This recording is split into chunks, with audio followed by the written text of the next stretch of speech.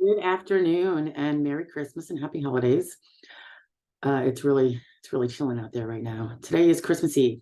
But anyway, I got some really good news today because a case I have of a young man with really serious health problems. It's an SSI only case. And I picked it up when he needed to appeal. I believe he was appealing for ALJ hearing, but it might have been recon. I'm not sure. But anyway, it was like a year and a half ago or a year ago, something like that.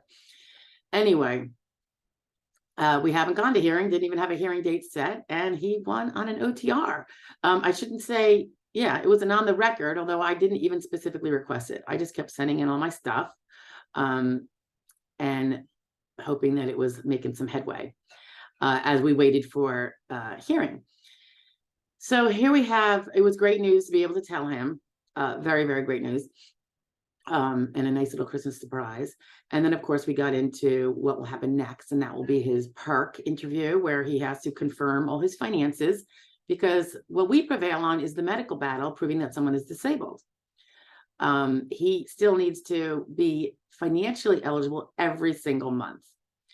So all of you SSI applicants, you have to take this super seriously, because you can go through the big hard fight of the medical disability, prevail on it, and then shoot yourself in the foot because you were not clear about your financial status. So with this particular person, his bank account was definitely less than 2,000. But it turns out he has a PayPal account. And he said whenever he'd get a gift from somebody, he'd put it in there. So he thinks it might be over 2,000. And he would have 24 months of back benefits if that's not the case. If his combined accounts were less than 2,000. So I found his application through the electronic access portal we have, and he only had mentioned a bank account with $300 in it. Turns out he may have another one that he was just reserving for like burial expenses. That probably still wouldn't put him over the edge, but that PayPal account very well might. And that's how I guess family and friends would help him out, because he was kind of living, kind of borrowing shelter from people and close people who help him out. So this might prevent, he would have gotten 24 months of back benefits, and now he might not.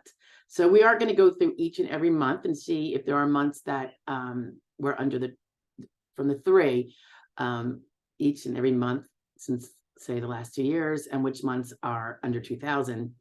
So he has that evidence behind him to make, to show them.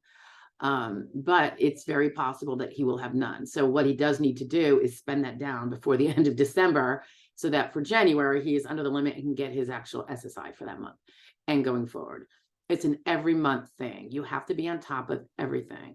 If you know that you received a substantial, amount of money that would put you over the 2,000, you have to know that when they send you the SSI for that month, you're not really owed it, and they're going to come back at you months later. Was to determine that you had other income. There are some little tiny exceptions, but I'm not going to go into them here. You'd really want to look that up on the SSA site and find out what kinds of receipts for SSI might not count. But assume if someone sends you money or it's earned, either way, that you're going to have some SSI repercussions. And you want to know that, because you could have just let it sit to the side so that if you owe the 800 back or whatever you got from SSI, you'll be able to pay it back. So trying to get him prepared to see what, if any, of back benefits he's going to now be able to get, since he didn't take care of this business before. He didn't realize that PayPal was an actual account. Just because it doesn't have the word bank in the name doesn't mean it's not a financial account. So you all have to pay attention to each and every asset you might have. And fixing it for going forward is definitely possible most of the time. Fixing the past obviously is not possible. So by and large anyway. So anyway, just a word to the wise, when you're filing for SSI, you have to be super clear about all your accounts. If he had been clear, they probably wouldn't have taken the claim and they would have told him why, and then he could have fixed it and filed at that time again, like literally the next month. And this wouldn't be a problem, and he'd have the back benefits. But anyway, it is what it is. I just wanted to put out the little warning there, a case study, if you will, because this is real life happening as we speak. And anyway, have a wonderful Christmas and a very happy holiday if you celebrate something else. And I'll see you in the new year, if not sooner. Be well.